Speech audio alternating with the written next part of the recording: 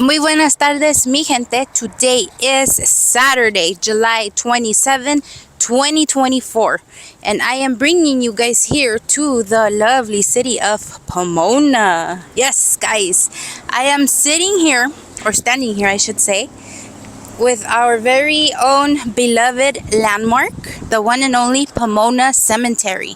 I am in the corners of Franklin and Town Avenue, for those of you guys that are not familiar with the area.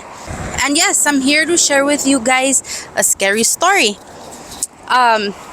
I'm assuming you must have guessed that one. It's not really too much of a scary story involving ghosts, spirits, or anything of that sort. It's more of a horror story, and it really shocked the community back in its day. Before we get into the whole story, I do want to disclose with you guys that everything I'm about to tell you guys is public records. You can find it on Los Angeles Times. You can do a simple Google search, and everything that I will disclose with you just pops up. Another note I wanted to touch base with you guys and let you know is that I am in no way related or affiliated with anything or anybody that had anything to do with this case. And lastly, before I do get into all the details, I wanted to use this time as a warning and let you guys know that the topic and the details in this case are very graphic, and they're more suitable for a mature audience. So you've been apprised, guys. With that being said, let me take you to the beginning of where this entire escándalo happened. So we're gonna be going down to the south side of the block, way over there. Let's get in the car because it is hot and I'm not walking. So vámonos, recio raza. Let's go. All right, guys. So I came to the back side, which is Lexington, and it's still we're still traveling towards town. This right here has a mix of the Holy Cross, as you can see, and this is actually the back part of the Pomona Cemetery. What I will be talking to you guys about is these fields here that you see. Okay, this is the side of the Pomona Cemetery. That big gate at one point opened. This is field. And then we come up to these condos that were built in this corner. Like I was telling you guys earlier, this was a huge scandal that shook the city of Pomona back then, and all the religious organizations as well. At that time, todo este desmadre was unheard of. It was new. It was just something that, wasn't going around. So the discovery of what I'm gonna tell you guys was, hey, what the hell is really going on?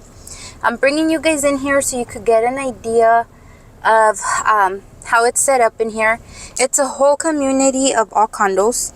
They even have, their own little park back here. So yeah, the people have, their own little neighborhood in here. And if you are from the area, you will remember that the KB Homes brought this to us back in 2015. If you do not reside in this area or you don't know anything about this corner, it used to be an empty lot just like the field that I just recorded back there. And all you would find here at any given time was trash, strollers, and market carts. Because back then, obviously, the markets didn't have that technology to block the wheels so that the carts would not leave the parking lot. Anyways, guys, in 2015, KB Homes, a big construction company, was in this corner for a long time. Till they completed this entire project with all these condo homes.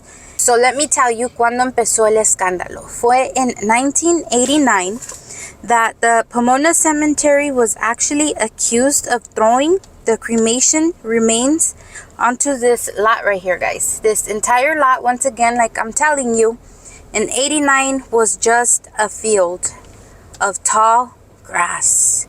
And we're not spilling the wine, guys. It's just what it was. So yeah, the allegations were made, and they were actually confirmed by some of the cemetery employees. They actually admitted to saying, yeah, we used to go and dump a bunch of remains over in that field over there. Turns out they were being dirtbags. ¿Qué más? What they would do is try to fit the ashes of the certain individual into the urns, and when they did not fit, they would just put the remainder of the person, which is now in ash form, into a garbage can that they had designated with a dolly to walk across the street through that gate I just showed you guys, the fence, and come and dump it over here in designated holes that they had. How disgusting is that? How horrible is that? Very. Imagine if it was your mother, your father, a family member. You sit here and assume that they're getting the best treatment. You're paying top dollar, or $1 period. It doesn't matter. You are paying to have a service completed, and since they can't find anywhere else to put the body, they just dump it across the street in the field. Now let me tell you guys what else. When they were getting bodies ready to burn into ashes, to cremate, they would take away anything valuable that the bodies would have, such as obviously wedding rings, necklaces, stuff of that sort, and they would actually keep them. Another thing they would keep that was always kind of eerie was tooth fillings. Whether they were silver or gold, they would keep the freaking tooth fillings. How disgusting is that? Yes, I know. This is the Holy Cross. So this side of the Panteon is something different, has nothing to do with it. That is the Pomona Cemetery, the gate I am speaking of, which these employees would cross the road and empty into that field over there. All right, guys. So like I mentioned, there was employees that actually admitted to, doing these illegal dumpings. Once that hit all the newspapers and the news and everything was out and everybody was talking about it, there was actually a retired employee by the name of Anthony Tamburro who came and actually spoke against the Pomona Cemetery as well. He said he had actually worked here from 1961 to 1974, and he says that out of that entire time he was working here, that for 3 years he was actually manager of the whole cremation department, and he says the same thing that the other 3 employees said. We're gonna take you guys back around and get inside so we could get a shot of the mausoleum, the urns in there, and what the rest of the cemetery looks like for you guys that are not from the area. But yes, this Anthony man said the same thing, that if the body, the whole ashes didn't fit in the urn, they would just sit there and throw the excessive amount of remains into a trash can that they had sitting there, and they would routinely dolly it across the road and dump it into that other field where I showed you guys. And they had designated holes hasta que se llenaban of all this ash. See, another thing that they also admitted to doing, these employees, was that if they messed up somewhere somehow and they forgot where the ashes to certain people were at, or if they mixed them up with a completely different body, they would just give you cement in your urn. Obviously not mixed with water and the whole process of hardened cement, but they would give people cement inside their urns. So imagine how painful, how sad it is to receive a urn back after you sit here and give it a ceremony of life and blessing and everything else, and you come to find out que es puro cemento. What a freaking, wow, like a disappointment, right? So here is the Pomona Cemetery, the front. I'm gonna take you guys to the back so you guys could get an idea of what it looks like back here. All right, guys, so this is the back. Well, not even the back. This is the cemetery itself, I should say. As you could see, all the tombstones are old school. They're popping up, the 3D, the old cement ones, the attractive ones, I should say. We got a lot of twisted trees in here too. I don't know what type of tree they are, but they look wickedly amazing with the setting in this pantheon. Just a fun fact I want to throw out there. I had my wedding pictures taken in here. They came out absolutely amazing. As a matter of fact, right here in this division here. But going back to the story, guys. For those of you, again, that are not from this area or do not know divisions between cemeteries. This cemetery was open in late 1800s, 1887, I believe. And the reason why this cemetery opened was because they were starting to move bodies out of the original Palomares cemetery that is on the north side of Pomona, out there on Arrow and Town. That was a private cemetery that belonged to the Palomares Bejar family. So this cemetery opened up because, once again, that one was private. So they started shipping bodies to this cemetery of people that were Christian or Catholic religion. There was another cemetery, which that one is closer to the west side of Pomona, which is called the Spadra Cemetery. Now, that one, you didn't have to be God-fearing or anything. You just had to be dead, and that's it. Go get your pantheon, your plot out there for $15.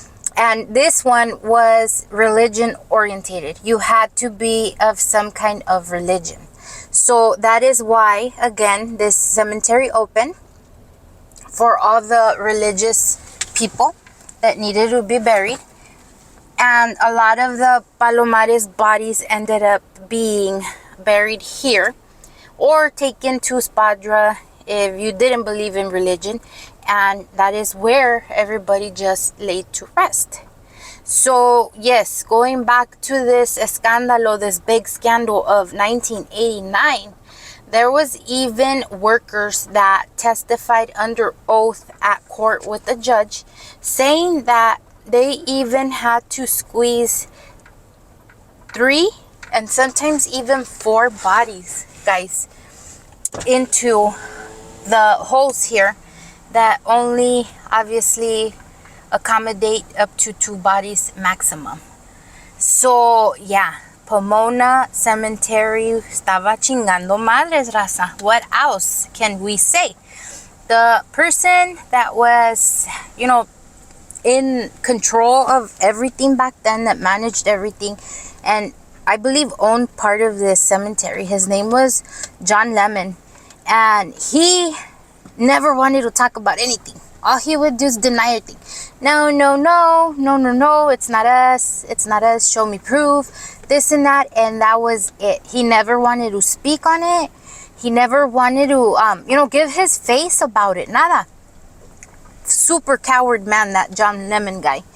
And Todd Memorial, they are the mortuary company that does all the viewings for us here in the city of Pomona. You will find them off of Holt and Gary. They are the oldest and the only mortuary company that we have here, that you do all your viewings and stuff. Well, they were somehow involved in this case, and they were getting the finger pointed at them too, because supposedly they were the ones that would help cremate bodies when Pomona, for whatever reason, wasn't doing it out here at the cemetery. So yeah, they were saying that, you were the ones, mixing ashes with cement as well. You were the ones switching bodies, this and that. Like, there is so many claims of so many people that came to conclusion that, number 1, it was cement in their urns. And number 2, I don't know how you could tell ashes from ashes, but they were swearing that they were given the wrong remains. So go figure, like I said. One of the women, one of the victims here, even suggested to please turn that field across the street into a memorial, like a memorial park, just to honor all remains of everybody who is there that still remains unidentified. Because once again, they weren't even keeping record of who they were dumping. They were just like, hey, it don't fit, take it to where it goes, it belongs across the street, vámonos. So yeah, guys, this was just the scandal of scandals of the moment. Once that started, there was all these foundations that came forward for victims of this kind of situation. Se puso feo. It was ugly, guys. Really, really ugly. Here I brought you, like I said, because you could see the entire field. Obviously, this was the walkway. Here's one of the mausoleums full of urns inside.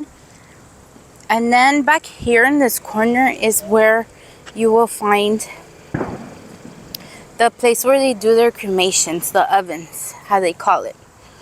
Anyways, let me get back into the story. Before KB Homes had the vision of creating those townhomes in the corner over there, where I had just taken you, there was another company by the name of Lewis Home Management Corporation. They were out of Upland. And what Lewis Homes Management had plans to do was build 90 of those homes in this entire corner. See, their purchase was bigger though. They had bought 17 acres of land, which is this entire field here, including the condos that we just went to go drive by. They bought the entire property for the amount of $1.45 million back in 1988 from the Pomona Cemetery. They put down $300,000 as their down payment, and in their contract with the real estate closing and everything, the term was that they would make installments until the entire property was paid in full. One of the very, very important details that was on their terms was that nothing of that property, nothing of that land had been touched to bury any bodies ever. So, was it true or not? I guess there was no actual bodies buried, pero worse, estaban todos los ashes scattered around everywhere in that entire lot. Turns out that the records indicate that there was ashes dumped out there from 1961 all the way to 1988, guys. Here's a clipping of a newspaper that they even had a class suit going on for anybody that felt affected by this. And yeah, it says that you're entitled to this and that, blah, blah, blah. Check it out. Here it is. And that is just a trip. Like I said, that's disgusting. How can people just treat ashes like if they don't matter? This specific case went to court with different people. Obviously, Lewis Corp was one of them, and that class suit that I just mentioned was another one. After back and forths starting in 1989, by November of 1994, the court awarded Lewis Company the amount of $345 million after a 2.5-hour hearing. The judge heard everything, seen everything, heard people's testimonies, all the witnesses came up, and you might assume exactly what he said. Scratched his head probably and said WTF, right? And yeah, awarded the Lewis Corporation of their money. Alright guys, so here I bring you to the mausoleum in the front. It's the newer one that's open usually 9 a.m. to 4 p.m. Just so you guys could get an idea of, what this cemetery has to offer over here. Like I mentioned, at the time when all this was happening in 89, there was other lawsuits too, guys. Like I said, with private people, like personal lawsuits. And one of them was from an 81-year-old widow. Her name was Daisy O'Sullivan, whose husband was named Charles. He was actually known to have been dumped in the field back there that I just showed you guys. And she was really upset because, you know, she said in her testimony that she said at court and actually gave the papers that her only dream was to be buried side by side to her beloved husband. They had been married over 64 years or so. And he had been cremated in 1980 and was given an urn that was discovered later to be just cement. She was actually one of the victims with all that. I'm gonna take you guys to the back for two reasons. One, this music's too loud, and number two, so we can see the back of all the other crypts that are back there. That's what I wanted to share with you guys. I will be uploading a bunch of the newspaper clippings that I do have. And once again, this has already gone through the justice system, guys. So don't get all mad and upset now after 40 years almost. Like, it's been done and handled. The cemetery had to pay back all their liabilities to everybody that gave them their lawsuits. And in reality, I believe they got what they deserved. You know, you don't mess with the dead. They're at eternal peace.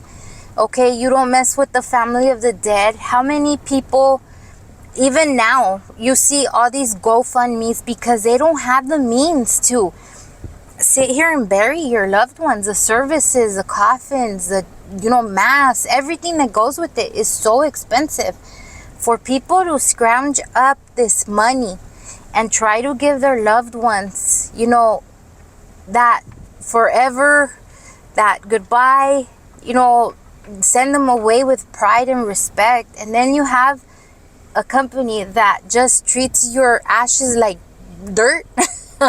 And it's not even a joke. Like, literally, it is sad, it is disgusting and unjustifiable, honestly.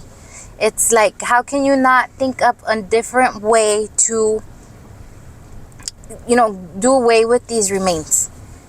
You know, there's always a way to do things, and just throwing them across the street is not the way. Now, my question is, if anybody watches this video and you live in that condo community in the corner, I really, really want to know, is it haunted? I am a strong believer of energies and spirit. I always feel like when a person dies, the body is empty, but the spirit lives on. Okay, considering the close attachment to ashes and your spirit and everything else that happened during that time of disposal, I think it would make all the sense that somebody, some spirits, some people would be lingering around, no? Like, you would think.